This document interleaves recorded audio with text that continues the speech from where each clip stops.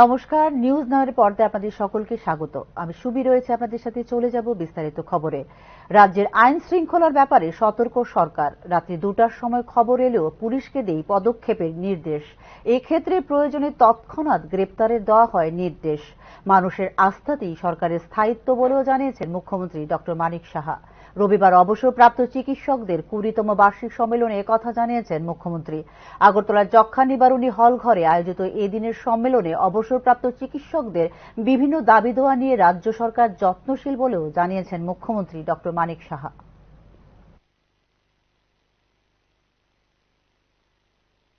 যখনই কোনো জায়গায় আইন শৃঙ্খলার বিষয় থাকে, আমি তো রাত্রি 12টা কি 2টোর সময় যখন খবর পাই, আমি সাথে সাথে আধিকারিকদের বলি immediately you go there and find out the cause, root cause, এবং বের করো, তাকে অ্যারেস্ট করো, বুক করো, যাই করো আইনে।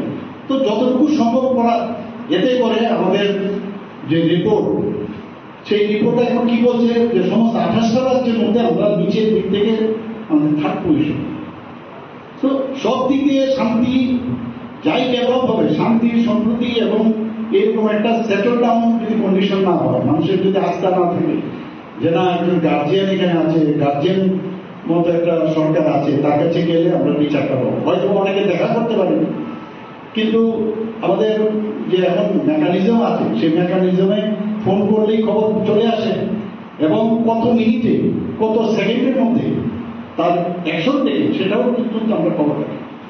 এটা হয়তো আমরা অন্যভাবে বুঝতে পারি না, অবস্থা ভালো না, যখন এটা কিন্তু আমাদের অভ্যেস হয়ে গেছে। আর এই দেশের রাজ্যের অবস্থা, চাকরি নাই, জল নাই, বিদ্যুৎ নাই, এগুলো বলতে থাকি, কিন্তু আমাদের ডাটা দিয়ে কথা বলতে হবে। এখন এতগুলো যাদের মাথার উপর ছাদ ছিল না মাননীয় প্রধানমন্ত্রীর কারণে, সেখানে আজকেও আমার একজন আধিকারিক এসেছিলেন যে ও যাবে দিল্লিতে, যে আরো অনেক বেশি আমাদের প্রধানমন্ত্রীর আবাস যোজনা আরো করবে। মানে এত গ্রামে গঞ্জে গেলে বোঝা যায় যাদের সম্পর্কে কেউ চিন্তা করবে। 13,000 কোটি টাকা মানে রাখা হয়েছে, যাদের 18টা শ্রেণী, যারা চতুর বা কুমোর, এদের সম্পর্কে মাননীয় প্রধানমন্ত্রী চিন্তা করবেন। মুখ্যমন্ত্রী মানিক সাহা নেতৃত্বাধীন বিজেপি সরকারের 2 বছর পূর্তি হতে চলেছে আগামী 8 মার্চ। 9 মার্চ স্বামী বিবেকানন্দ ময়দানের সমাবেশে তুলে ধরা হবে সরকারের সাফল্যের খতিয়ান। রাজ্যের বর্তমান মুখ্যমন্ত্রী মানিক সাহার নেতৃত্বে বিজেপি সরকারের 2 বছর পূর্ণ হতে চলেছে আগামী 8 মার্চ। সেদিনই রাজ্যে মাধ্যমিক পরীক্ষা থাকায় রাজ্য সরকারের 2 বছর পূর্তি উপলক্ষে বিশাল জনসভা অনুষ্ঠিত হবে আগরতলা স্বামী বিবেকানন্দ ময়দানে আগামী 9 মার্চ। জনসভায় রাজ্যের 8 জেলার বিভিন্ন প্রান্ত থেকে প্রায় 60 থেকে 70 হাজার লোক উপস্থিত থাকবেন বলে জানিয়েছেন বিজেপি প্রদেশ নেতৃত্ব। জনসভাকে ঐতিহাসিক রূপ দিতে সব ধরনের প্রস্তুতি নিয়েছে ত্রিপুরা প্রদেশ বিজেপি। 2023 সালে 2রা মার্চ নির্বাচিত হয়েছিল ভারতীয় জনতা পার্টির নেতৃত্বাধীন দ্বিতীয় রাজ্য সরকার। রবিবার ছিল 2রা মার্চ। বিশেষ এই দিনটিতে ভারতীয় জনতা পার্টির কার্যকর্তা রাজ্যবাসীকে শুভেচ্ছা জানিয়েছেন মুখ্যমন্ত্রী ডাক্তার মানিক সাহা। ত্রিপুরাবাসীর সার্বিক কল্যাণের অঙ্গীকার নিয়ে প্রধানমন্ত্রী নরেন্দ্র মোদী, গৃহমন্ত্রী অমিত শাহ, সর্বভারতীয় সভাপতি শ্রী জেপি নাড্ডার সুদক্ষ নেতৃত্বে স্থাপিত এই সরকার আগামী দিনেও উন্নয়নের জয়যাত্রা অব্যাহত রাখবে বলে এদিন জানিয়েছেন মুখ্যমন্ত্রী ডাক্তার মানিক সাহা। ডাক্তার মানিক সাহা নেতৃত্বাধীন বর্তমান সরকারের অধীনে মোট 839 কিলোমিটার দৈর্ঘ্য সম্পন্ন 6টি জাতীয় মহাসড়ক তৈরির কাজ শেষ হয়েছে প্রায় 60%। এছাড়া গত 2 বছরে ইন্টারনেট সংযোগ উন্নত করার পাশাপাশি রেল পরিষেবা এবং বিমান পরিষেবা উন্নত হয়েছে ত্রিপুরায়।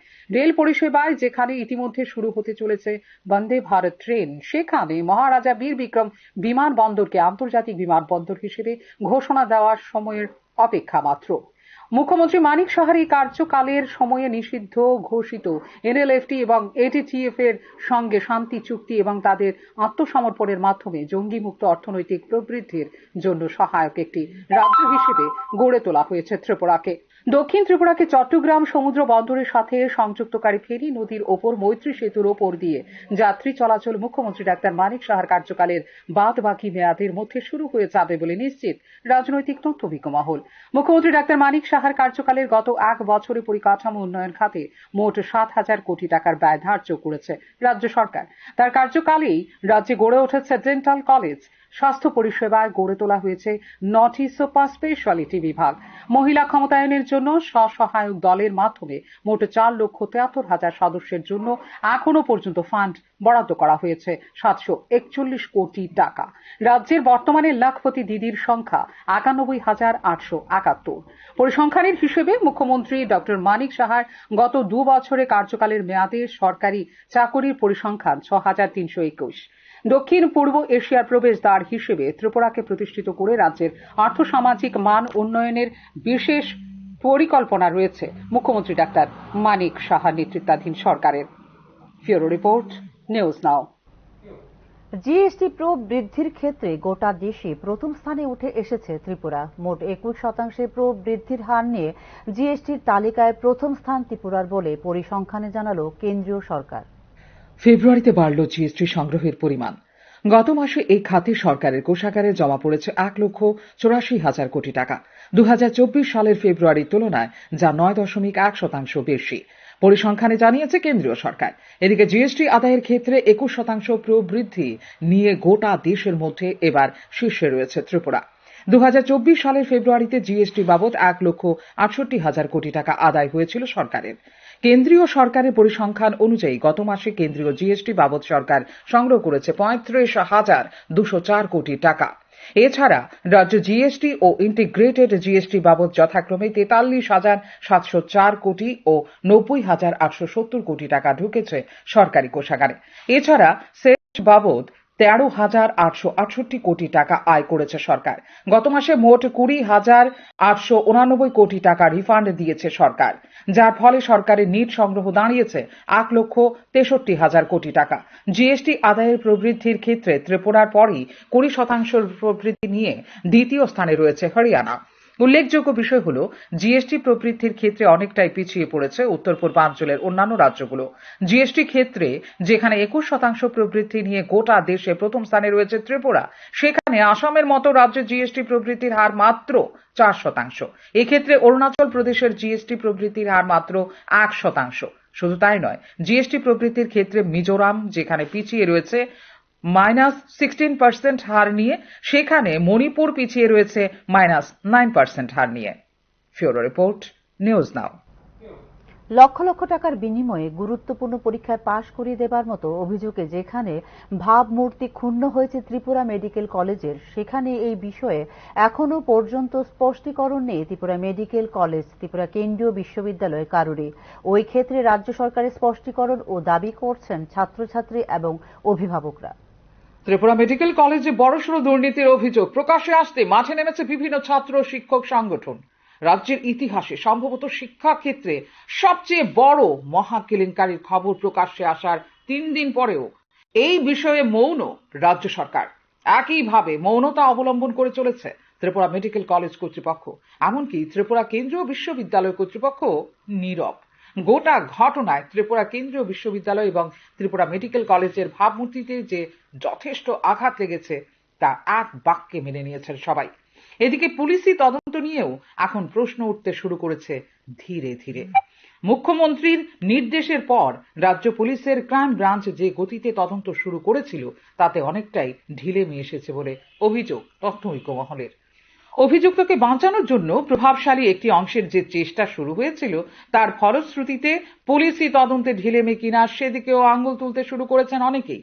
কিছুটা চাপে পড়ে অবশ্য গোটা ঘটনায় টিএমসি কর্তৃপক্ষের কাছে রিপোর্ট চেয়ে পাঠিয়েছেন রাজ্যের মেডিকেল শিক্ষা অধিকর্তা। আগামী 3 দিনের মধ্যে সেই রিপোর্ট দেওয়ারও নির্দেশ দিয়েছেন তিনি। এদিকে ত্রিপুরা মেডিকেল কলেজে অর্থের বিনিময়ে ছাত্রছাত্রীদের পরীক্ষায় পাশ করানোর অভিযোগের নিরপেক্ষ সুষ্ঠু তদন্তের জন্য হাইকোর্টের অবসরপ্রাপ্ত বিচারপতির সভাপতিত্বে এক উচ্চ পর্যায়ের কমিটি গঠন করার দাবি করেছে বিভিন্ন ছাত্র সংগঠনগুলো। টিএমসির অধ্যাপিকা, যিনি আবার ডিপার্টমেন্টের প্রধান, তার দ্বারা প্রায় 1 কোটি টাকার কেলেঙ্কারির অভিযোগ সামনে এসেছে। তাতে টিএমসির সঙ্গে মেডিকেল শিক্ষা দপ্তরের ব্যর্থতা প্রকাশ পেয়েছে বলে অভিযোগ ছাত্র সংগঠনগুলোর।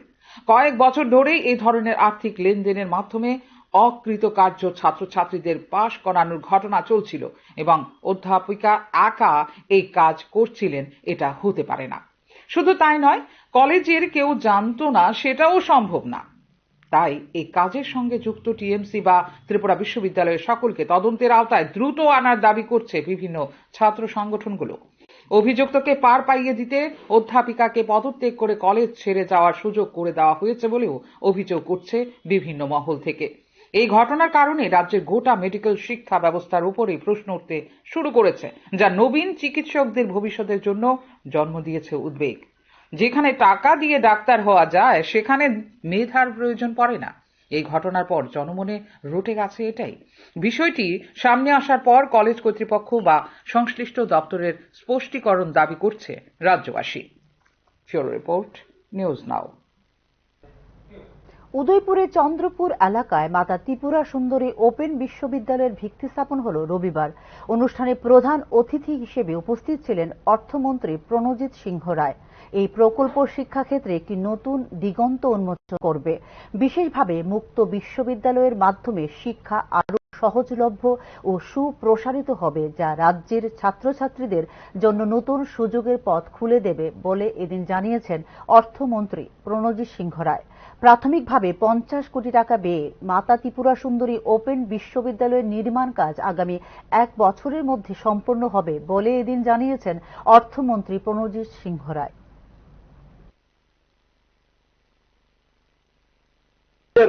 যে ওপেন শব্দটা থাকবে না, আমি এটা রেগুলার ইউনিভার্সিটিতে করে দেব। এবং প্রথম দফাতে 50 কোটি টাকা উনি বিনিয়োগ করে এই খুব সহসা এর মধ্যে ওনার এই কনস্ট্রাকশন ওয়ার্ক চালু করবেন এবং সেটা যাতে অতি সত্বর আরো একটার পাশাপাশি শুরু করে দেবেন। ম্যাক্সিমাম উনি 1 বছরের সময়ের মধ্যে ওনার এই স্ট্রাকচার কমপ্লিট করে এই ইউনিভার্সিটির কাজ শুরু করে দেবেন, এটা ওনার পরিকল্পনা নিয়েছেন। এবং ওপেন ইউনিভার্সিটিতে কি হবে, সেখানে কলেজ ইউনিভার্সিটিতে না এসেও সে ইউনিভার্সিটির বাইরে থেকে পড়াশোনা করতে পারে। কিন্তু রেগুলার ইউনিভার্সিটি করলে পরে যেখানে স্কুল কলেজ আমরা আসতে হয়, সেখানে পড়াশোনা করে এখানে ভাবে আমরা সেই শিক্ষাদান থেকে লাভ করতে পারি। সেখানে ছেলে মেয়েদের আরো বেশি করে এডুকেশনের এবং তার প্রতি আকৃষ্ট বেশি হবে। ফেব্রুয়ারি পর্যন্ত 5.5 কোটি টাকা নিট লাভ করেছে Tripura forest development and plantation corporation limited. প্রায় 1 দশক পরে লাভের মুখ দেখল টিএফডিপিসিএল। 1976 সালে 10 কোটি টাকা মূলধন নিয়ে সূচনা হয় Tripura forest development and plantation corporation লিমিটেডের। এর মধ্যে রাজ্যের শেয়ার 75%, কেন্দ্রীয় শেয়ার ছিল 25%। প্রথম কয়েক বছর লাভজনক সংস্থা ছিল টিএফডিপিসিএল। গত 15 বছর ধরে এক প্রকার ক্ষতিতে চলছিল Tripura forest development and plantation corporation limited. 1 দশক বাদে হাল ফিরল টিএফডিপিসিএল এর। গত 8 মাস ধরে একের পর এক সিদ্ধান্ত রূপায়ণের জন্য ত্রিপুরা রাজ্যের একটি ঐতিহ্যময়, গৌরবময় এবং লাভজনক সংস্থা ফিরছে স্বমহিমায়। গত 26 ফেব্রুয়ারি পর্যন্ত 5.5 কোটি টাকা নিট লাভ করেছে রাজ্য টিএফডিপিসিএল। যদিও মোট লাভের পরিমাণ প্রায় 7 কোটি টাকা, তবে সব ধরনের বকেয়া বিল প্রদানের পর সংস্থার মোট লাভ হল 5.5 কোটি টাকা বলে জানিয়েছেন বনমন্ত্রী অনিমেষ দেববর্মা। বন দপ্তরের অধীনে থাকায় রাজ্যের সর্ববৃহৎ লাভজনক সংস্থা বেহাল অবস্থায় ছিল। সংস্থার পরিস্থিতি এমন পর্যায়ে ছিল যে কর্মচারীদের বেতন ভাতা প্রদানের জন্য রাজ্য সরকারের কোষাগার থেকে প্রায় 10 কোটি টাকা ঋণ নেওয়ার প্রস্তুতি জোর কদমে ছিল। তবে এই বিষয়টি নজরে আসার পরে তড়িঘড়ি সিদ্ধান্ত নিল বন দপ্তর। প্রথমে সংস্থার দুর্বলতাগুলি চিহ্নিত করা হয়, এরপর ধাপে ধাপে সংস্থার মান উন্নয়নে পদক্ষেপ নিল বন দপ্তর। ফলে একাংশ কর্মচারীদের অন্যত্র বদলি করা সহ আধিকারিক স্তরে পর্যন্ত হল রদবদল। এতে করে একটি অংশের কর্মীদের মধ্যে ক্ষোভও পরিলক্ষিত হয়। তবে রাজ্যের আর্থসামাজিক উন্নয়ন এবং সংস্থার স্বার্থে রাজ্য সরকার এই পদক্ষেপ ছিল, যা বর্তমান নিট লাভের বহরের মাধ্যমে প্রমাণিত হয়েছে বলে জানিয়েছেন বনমন্ত্রী অনিমেষ দেববর্মা। এমনকি যে অংশটি এই সংস্থার মাধ্যমে অনৈতিক কর্মকাণ্ডে ব্যস্ত ছিলেন, এদের বিরুদ্ধেও কার্যকরী পদক্ষেপ নেওয়া হয়েছে বলে জানিয়েছে বনমন্ত্রী। রাবার কাঠের বোর্ড, রাজ্য সরকারের কাঠের লগ যাতে বহিরাগতদের কাছে না যায় এ লক্ষ্যেও নেওয়া হয়েছে আইনি পদক্ষেপ। সংস্থার কর্মচারীদের সঠিক ব্যবহার, কর্মদক্ষতাবিহীন কর্মীদের করা হয়েছে রদবদল। এই রদবদলের জন্য সঠিক কর্মবন্টনের জন্য এখন লাভজনক সংস্থায় পরিণত TFDPCL। সংস্থার 20 বছরের পুরনো মেশিনগুলি পরিবর্তনের সিদ্ধান্ত নেওয়া হয়েছে বলে জানিয়েছেন বনমন্ত্রী অনিমেষ দেববর্মা। এখন অত্যাধুনিক প্রযুক্তি নির্ভর নতুন মেশিন ক্রয় করবে দপ্তর।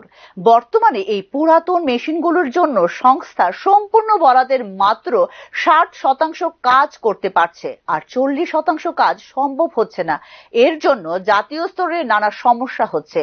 তাই এই সমস্যা থেকে উত্তরণের জন্য ও লাভের বহর বৃদ্ধির জন্য নতুন মেশিন ক্রয় করছে বলে জানিয়েছেন TFDPCL। এদিকে রাবার কাঠ এবং রাবার শিট ঘিরে অপকর্ম হলে সংশ্লিষ্টদের বিরুদ্ধে কঠোর আইনি পদক্ষেপ হবে। শান্তির বাজার, উত্তর ত্রিপুরা সহ রাজ্যের সবগুলি ফ্যাক্টরি পরিদর্শনের পর মান উন্নয়নেরও সিদ্ধান্ত নিয়েছে রাজ্য সরকার, জানিয়েছেন বনমন্ত্রী Animesh Debbarma. Bureau report, news now. আসন্ন আন্তর্জাতিক নারী দিবসকে সামনে রেখে রবিবার প্যারাডাইস চৌমুহনীতে ত্রিপুরা কর্মচারী সমন্বয় কমিটি HB রোড এর মহিলা শাখা সংগঠনের উদ্যোগে এক সভা ও সাংস্কৃতিক কর্মসূচির আয়োজন করা হয়েছে। সারা বিশ্বে আজ নারীরা শোষিত, লাঞ্ছিত ও বঞ্চিত হচ্ছেন। আমাদের দেশের স্বাধীনতার 77 বছর অতিক্রান্ত হলেও নারীরা সুরক্ষিত নয়। নারী সুরক্ষার বহু আইন প্রণয়ন করা হলেও নির্ভয়া, বিলকিস বানু ও হাতরসের মতো ঘটনার কোনো সঠিক বিচার পাওয়া যায়নি বলে সংগঠনের পক্ষ থেকে জানানো হয়। ঘরে ও কর্মক্ষেত্রে মহিলাদের হয়রানির বিরুদ্ধে সমাজের সকল অংশের মানুষকে সম্মিলিতভাবে লড়াইয়ে সামিল হওয়ার বার্তা দিয়ে রাস্তায় দাঁড়িয়ে সভা ও সাংস্কৃতিক অনুষ্ঠানের আয়োজন করা হয়েছে বলেও জানান মহিলা সংগঠনের নেত্রী। দেশের ও রাজ্যের অপরাধ সংক্রান্ত পরিসংখ্যান রিপোর্ট অনুযায়ী নারী পাচার, পণের জন্য বধূ হত্যা ও মৃত্যু এবং বিভিন্নভাবে শ্লীলতাহানির ঘটনায় নারীদের অধিকার লুণ্ঠিত হচ্ছে। নারীদের ন্যায় ও মর্যাদা এবং সমতার অধিকারও সেই ক্ষেত্রে সমানভাবে লুণ্ঠিত হচ্ছে। ফলে দেশের ও রাজ্যের নারীরা সুরক্ষিত নয় বলে এই দিনের ত্রিপুরা কর্মচারী সমন্বয় কমিটির মহিলা শাখা সংগঠনের সভায় মন্তব্য করেছেন সংগঠনের মহিলা নেত্রী। আমাদের যে পরিসংখ্যান রিপোর্ট, ক্রাইম রিপোর্ট, সেখানে আমরা দেখছি যে দেশের ক্ষেত্রে বলুন, রাজ্যের ক্ষেত্রে বলুন, সেখানে পণের জন্য, তারপরে বিভিন্নভাবে নারীদের যে শ্লীলতা করা, তাদের যে ন্যায় এবং মর্যাদা পাবার যে অধিকার সংবিধানে রয়েছে, যে সমতার অধিকার রয়েছে, সমস্ত কিছুকেই কিন্তু লুণ্ঠিত করা হচ্ছে। আমাদের রাজ্য এই ঘটনা আকছার ঘটছে। নারী পাচার থেকে শুরু করে এই সমস্ত ঘটনা ঘটছে। পণের জন্য ঘটনা, নির্যাতন, মৃত্যু, বধূ হত্যা। আগামী 11ই মার্চ আগরতলা ওরিয়েন্ট চৌমুহনী এলাকায় কংগ্রেসের অসংগঠিত শ্রমিক সংগঠনের উদ্যোগে জনসভাকে সাফল্যমণ্ডিত করে তুলতে কংগ্রেসের নেতৃত্বদের নিয়ে রবিবার কংগ্রেস ভবনে রাজ্যভিত্তিক এক প্রস্তুতি সভার আয়োজন করা হয়। জয় বাপু, জয় ভীম, জয় সংবিধান এর কেন্দ্রীয় জমায়েত উপলক্ষে আয়োজিত জনসভায় কেন্দ্রীয় নেতৃত্বদের আমন্ত্রণ জানানো হয়েছে এবং রাজ্য কংগ্রেসের সমস্ত সংগঠন, শাখা সংগঠন একত্রিত হয়ে এই কেন্দ্রীয় জমায়েতকে সাফল্যমণ্ডিত করে তুলতে প্রচেষ্টা চালিয়ে যাচ্ছে বলে জানিয়েছেন কংগ্রেস সভাপতি আশিস কুমার সাহা। কংগ্রেসের কেন্দ্রীয় নেতৃত্ব কানাইয়া কুমার, গুজরাট কংগ্রেসের জনপ্রিয় নেতৃত্ব জিগ্নেশ মেবানি সহ অন্যান্য নেতৃত্বরা জনসভায় উপস্থিত থাকবেন বলে জানিয়েছেন আশিস কুমার সাহা। সংবিধানকে রক্ষা করা, সংবিধান প্রদত্ত অধিকার সংরক্ষণ করে মানুষের গণতান্ত্রিক অধিকার ফিরিয়ে দেওয়া এবং বর্তমানে দেশব্যাপী উন্নয়নের নামে যে ব্যাপক দুর্নীতি লক্ষ্য করা যাচ্ছে, সেই দুর্নীতির বিরুদ্ধে সোচ্চার হতে কংগ্রেস দল সংগঠিত ও ঐক্যবদ্ধভাবে মাঠে নামছে বলে জানিয়েছেন রাজ্য কংগ্রেস সভাপতি আশিস কুমার সাহা।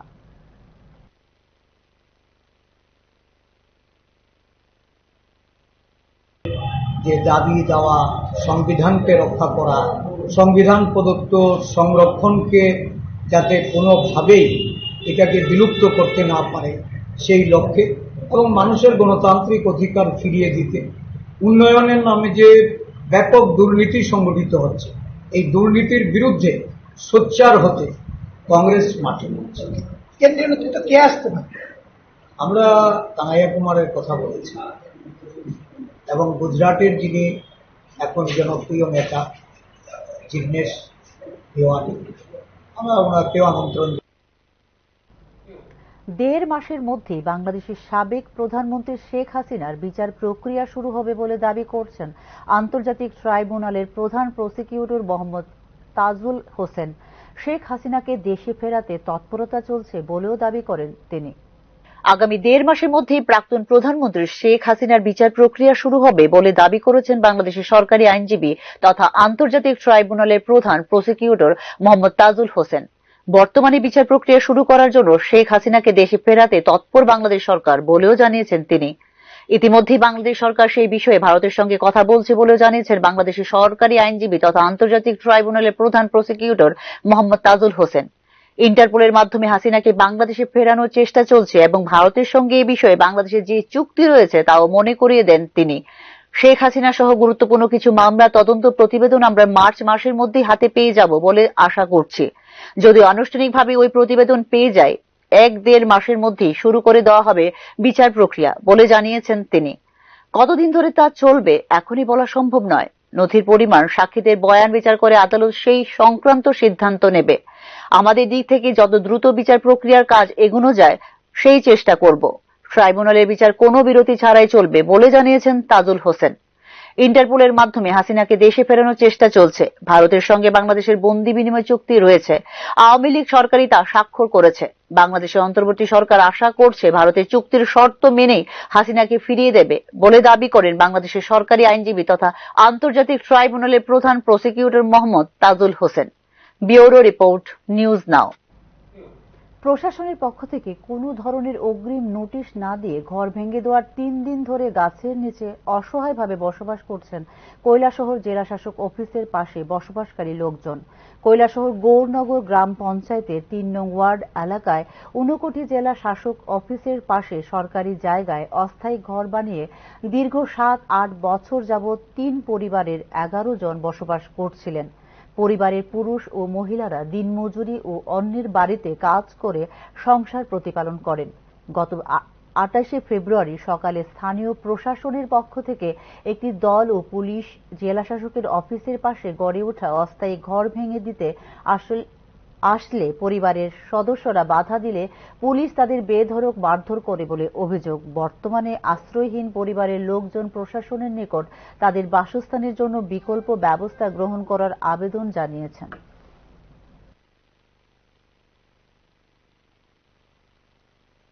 সবজি উবজি আনতে এটা লাত্তি সাত্তি মারে পুলিশ ওরকম আমরা এটা বাঙ্গা নিমু তোমরা সড়ক হইয়া মানে খুব মারধর করে। তাই ওই দিদিটার ছেলেটারেও মারতে, দিদিটারেও খুব মারধর করতে, আমারও ডিল মারিয়া সরাইছে। আমি বলছি দেখো আপনারা সরোন, একজন মানুষের জিনিস নষ্ট করে একজন মানুষ উত্তেজিত হইবই। তারপরে শুনেন না, না শুনিয়া তারা মানে কইছে আপনারা সরোন, আমি সান্ত্বনা দিব, জিনিস ভাঙচুর করে মানুষের মাথা ওটা ঠিক নাই আর আপনারা এইরকম করে। আপনারা এখানে কয় ফ্যামিলি থাকতা? আমরা হইলাম কি 4 ফ্যামিলি। কতজন মানুষ আসলো টোটাল? আমরা 11 জন মানুষ আছি। এটা কোন জায়গা? এটা হইলো গৌরনগর। গড় যে ভাঙছে ওখানে আপনারা কইতা কই? আমরা তো ওখানেই আছি, মানুষের বাড়িতে সাইডে। ভারত সরকারের যুব বিষয়ক ক্রীড়া দপ্তরের সহযোগিতায় খেলো ইন্ডিয়া ট্রেড সেন্টার অব এক্সিলেন্সের উদ্যোগে দ্য অস্মিতা সিটি লীগ অনুষ্ঠিত হয় আগরতলার বাধারঘাট রাইমা সুইমিং পুলে। রবিবার এই উদ্বোধনী অনুষ্ঠানে উপস্থিত ছিলেন রাজ্য যুব বিষয়ক দপ্তরের মন্ত্রী টিঙ্কু রায়। 2রা মার্চ বাধারঘাট রাইমা সুইমিং পুলে আয়োজিত অস্মিতা সিটি লীগ 2টি ডিসিপ্লিন জুডো ও সাঁতার প্রতিযোগিতার মাধ্যমে শুরু হয়। তাছাড়া ত্রিপুরার বিভিন্ন জেলায় আরও 13টি খেলো ইন্ডিয়া সেন্টারের মধ্যে 9টি সেন্টারে বিভিন্ন তারিখে এই প্রতিযোগিতা সম্পন্ন করা হবে।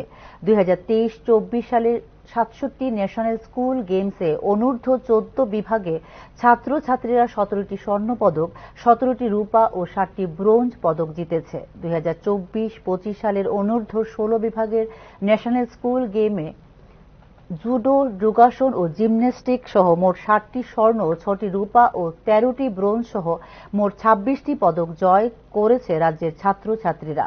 এছাড়াও খেলো ইন্ডিয়া ইউথ গেমসে জুডো ও থাংতাতে 1টি রূপো ও 2টি ব্রোঞ্জ পদক জিতেছে খেলোয়াড়রা বলে জানিয়েছেন মন্ত্রী টিঙ্কু রায়।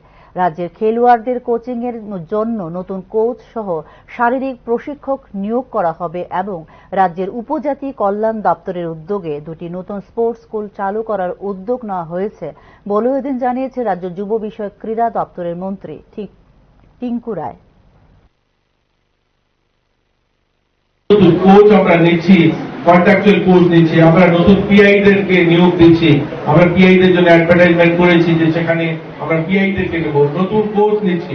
আমরা চাই আমাদের রাজ্যের ছেলেমেয়েরা সুনাম অর্জন করুক, তারাও নিজেরা প্রতিষ্ঠিত হোক। আমাদের ট্রাইবাল ওয়েলফেয়ার দপ্তর থেকে আরো দুখানা নতুন স্পোর্টস স্কুল, এটা যেমন একটা স্পোর্টস স্কুল, আরো দুটা নতুন স্পোর্টস স্কুলের ইনিশিয়েটিভ নেওয়া হয়েছে। খুব শীঘ্রই সেটা শুরু হবে, হয়তো বছর খানেক লাগবে, কিন্তু দুটা নতুন স্পোর্টস স্কুল আমাদের শুরু হচ্ছে আমাদের রাজ্যে। আর অনেকগুলো জিও সায়েন্স অব সেভ ওয়ার্ল্ডের ১৭৫তম বর্ষপূর্তি উপলক্ষে ওএনজিসি ও গেইলের পক্ষ থেকে যৌথভাবে পদযাত্রা সংগঠিত হয়। পদযাত্রাটি জিবি 79 টিলা থেকে শুরু করে রাধানগর গেইল অফিসের সামনে এসে শেষ হয়। পদযাত্রায় অংশগ্রহণ করেন পদ্মশ্রী দীপা কর্মকার সহ ওএনজিসির অ্যাসেট ম্যানেজার কৃষ্ণ কুমার ও অন্যান্য আধিকারিকরা। দেশকে সুস্থ রাখতে নিজেকে সুস্থ রাখুন, Jio science of save world এর পদযাত্রায় এমনটাই বার্তা দিলেন রাজ্যের গর্ব পদ্মশ্রী দীপা কর্মকার। দেশকে সামনের দিকে এগিয়ে নিয়ে যেতে হলে নিজেকে সুস্থ রাখতে হবে, আর নিজেকে সুস্থ রাখতে প্রতিদিন 1 ঘন্টা ব্যায়াম করতে হবে বলে সকলের উদ্দেশ্যে জানিয়েছেন তিনি। আগামী প্রজন্মের মধ্যে বর্তমানে কায়িক পরিশ্রমের প্রবণতা কমে যাচ্ছে। দেশকে সামনের দিকে এগিয়ে নিয়ে যেতে সেনাবাহিনী ও খেলার ভূমিকা অনেকটাই বেশি। তাই শিশুদের ভবিষ্যৎ সুন্দর রাখতে এবং শারীরিক ও মানসিকভাবে সুস্থ ও সবল রাখার জন্য শিশুদেরকে খেলার প্রতি আকৃষ্ট করতে রাজ্যের অভিভাবকদের প্রতি আবেদন জানিয়েছেন রাজ্যের জিমন্যাস্ট পদ্মশ্রী দীপা কর্মকার। ফিজিক্যালি না মেন্টালি সুস্থ থাকাটাও খুব জরুরি, যেটা আপনাদের এক্সারসাইজ দ্বারাই খুব স্বাভাবিকভাবে হয়। এবং এখানে অনেক ছোট ছোট বাচ্চাদের আমি দেখতে পেয়েছি। আমি বলবো প্যারেন্টসরা যারা আছেন, আসুন বাচ্চাদের স্পোর্টসের গ্রাউন্ডে নিয়ে আসুন। সেটা একটা খুব ভালো জায়গা, সুন্দর জায়গা, যেটা দেশের পতাকাকে উপরে ওঠার জন্য সেই দুটো স্পোর্টস এবং ডিফেন্স, যেটা দুটোর দ্বারা আমরা উঠাতে পারি, এবং তার থেকে প্রাউড জিনিস কিছু হয় না। এখনকার মতো সংবাদ এই পর্যন্তই। নমস্কার।